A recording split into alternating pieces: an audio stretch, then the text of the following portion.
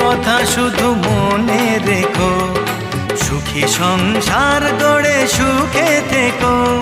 এ ঘর দুয়ার সব শূন্য করে যেতে হবে তোমাকে স্বামীর ঘরে। সাত ভাগে বন্দি হবে